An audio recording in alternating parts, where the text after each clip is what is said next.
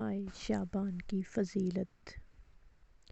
حضرت اسامہ بن زید رضی اللہ عنہ فرماتے ہیں کہ میں نے رسول اللہ صلی اللہ علیہ وسلم سے عرض کیا، یا رسول اللہ، جس کثرت سے میں آپ کو ماہ شعبان میں روزے رکھتے دیکھتا ہوں کسی اور مہینے میں نہیں دیکھتا۔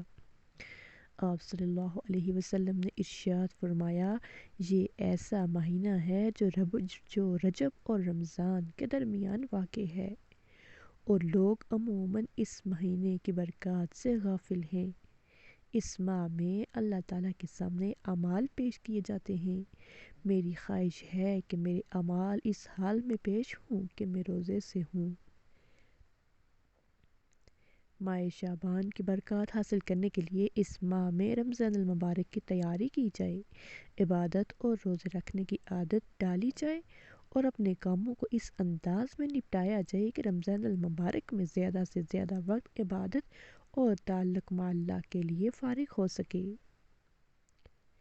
تو فرینڈز، آپ سے گزارش ہے ہمارے چینل کو سبسکرائب کر دیں اور ساتھ ہی ساتھ بیل آئیکن پر کلک کر دیں تاکہ ہماری آنے والی ہر نئی ویڈیوز کا نوٹیفیکیشن آپ کو ملتا رہے۔ اللہ حافظ۔